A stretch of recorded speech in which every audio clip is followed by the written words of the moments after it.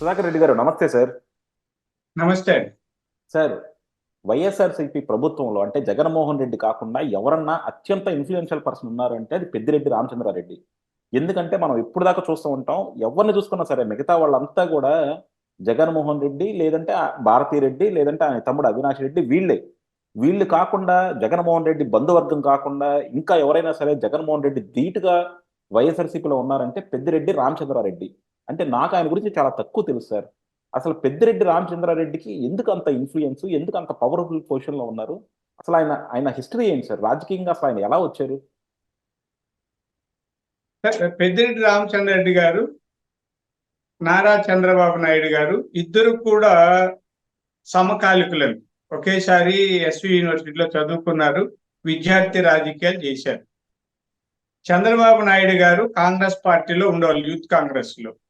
చంద్రబాబు నాయుడు గారు కాంగ్రెస్ పార్టీలో ఉన్నారు కాబట్టి రామచంద్రారెడ్డి గారు వ్యతిరేకంగా ఉండేవారు.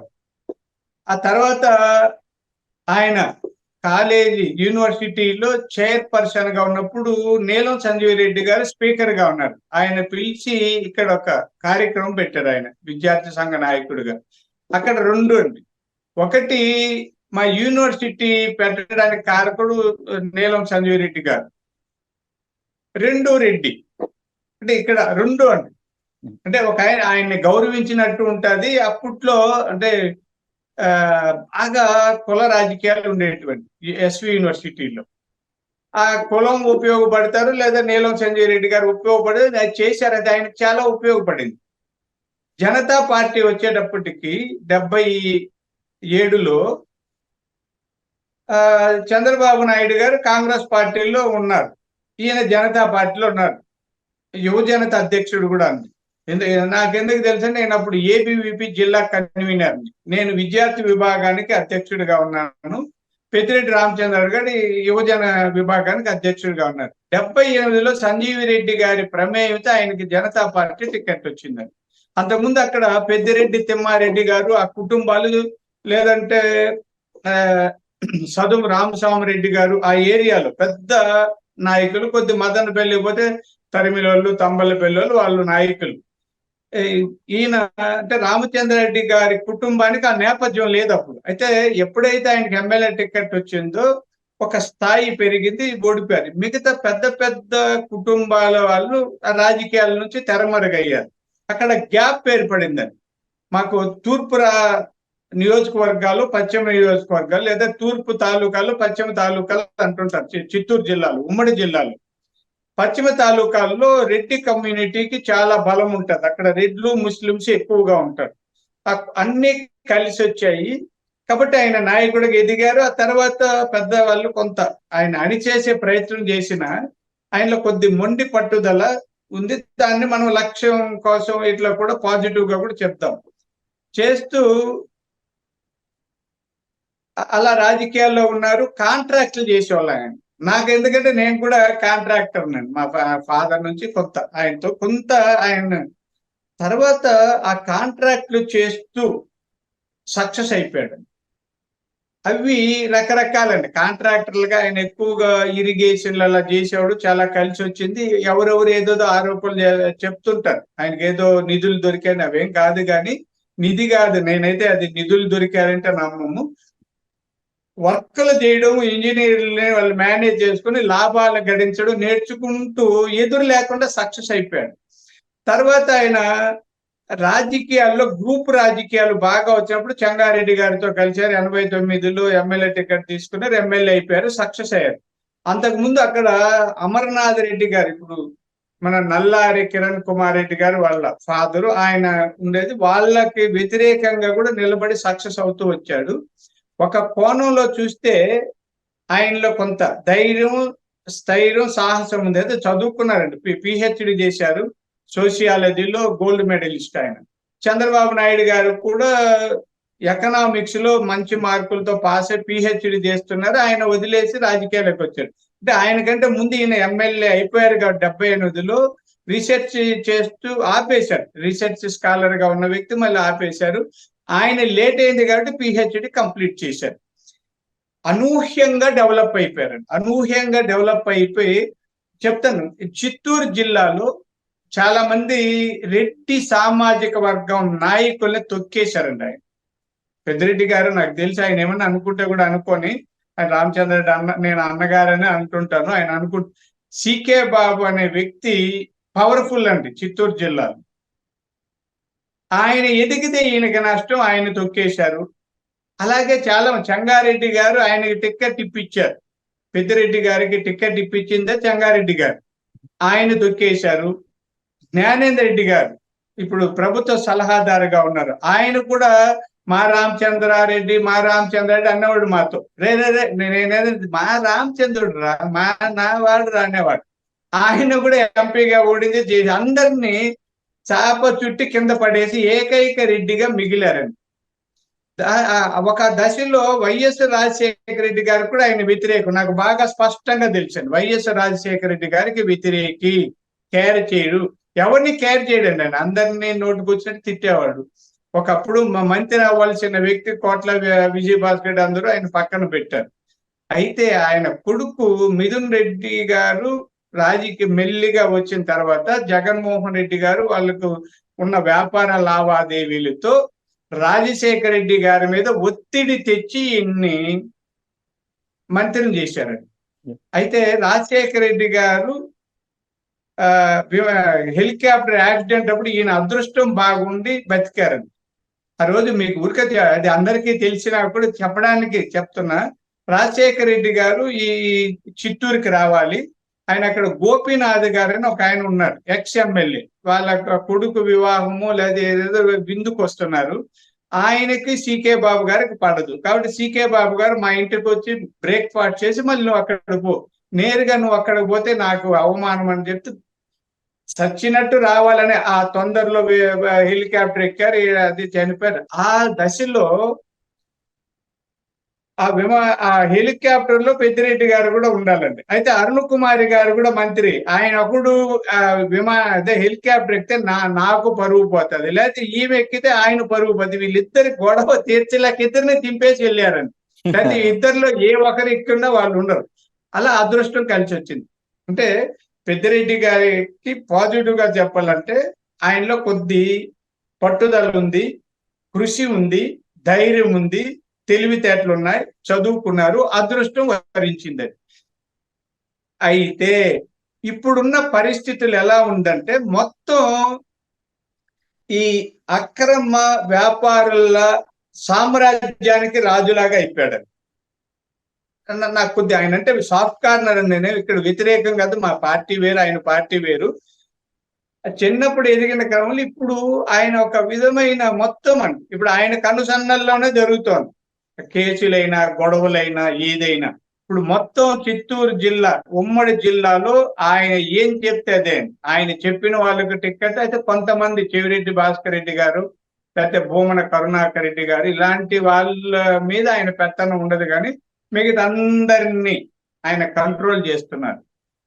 ఇక్కడ మరొకటి ఉందండి, చంద్రబాబు నాయుడు గారి మెతక్క స్వభావం కూడా ఒక కారణం ఇందుకు. చంద్రబాబు నాయుడు గారు ఎవరిని ప్రత్యర్థుల్ని కూడా విరోధులుగా చూడరు, వాళ్ళకి అధికారం ఉన్నప్పుడు వ్యతిరేకంగా వాళ్ళు ఏం సాధించరు, హింస పెట్టరు. ఈయన అనుకుంటుంటే మీకు ఉదాహరణ, ఆయనకు చాలా బిల్లులు పెండింగ్ ఉండేటువంటి. కిరణ్ కుమార్ రెడ్డి గారికి ఆయనకు కూడా పడదు. కిరణ్ కుమార్ రెడ్డి గారు ముఖ్యమంత్రిగా ఉన్నప్పుడు కోట్ల విలువ చేసే కాంట్రాక్ట్ బిల్లులు పెండింగ్ ఉన్నాయి. చంద్రబాబు నాయుడు గారు వస్తాను ఇచ్చేసాడండి, చాలా కోట్లు. అది నాకు కరెక్ట్గా తెలియదు కానీ మా జిల్లాలో చెప్పుకునేది.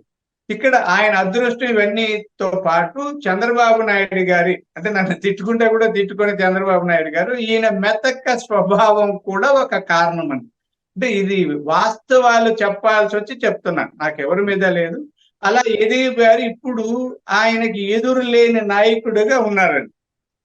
పోనీ ఆయన్ని ఇప్పుడు పరిస్థితుల్లో జగన్మోహన్ రెడ్డి గారు పతనం అయిపోతే అప్పుడు ఏమవుతాది అన్నది చూడాలండి. ఆయన అంత బలపడిపోయారు, ఆయన్ని ఎవరు ఇప్పుడు తొక్కేస్తామనే స్థితిలో లేదు, కానీ బాగా బలపడ్డాడు. ఒకవేళ నా అంచనా అండి, అంటే ఈరోజు నేను ఏదో వేటూలో చూశాను న్యూస్ లో, పెద్దిరెడ్డి రామచంద్ర గారు, నాకు జగన్మోహన్ రెడ్డి గారు ఎలాంటి వైరం లేదు, ఆయన మీద నేనేం కుట్రలు చేయడం లేదు, కానీ ఈ ఎల్లో మీడియా లేదా టీడీపీ వాళ్ళు మా మీద బురద చల్లుతున్నారు అని అంటున్నారు. కానీ పైకి నాకు తెలిసి జగన్మోహన్ రెడ్డి గారు ఓడిపోయి జైలుకి పోతే ఆ పార్టీని క్యాప్చర్ చేయబోయే మనుషులు పెద్దిరెడ్డి రామచంద్రారెడ్డి గారు, మిథున్ రెడ్డి గారు.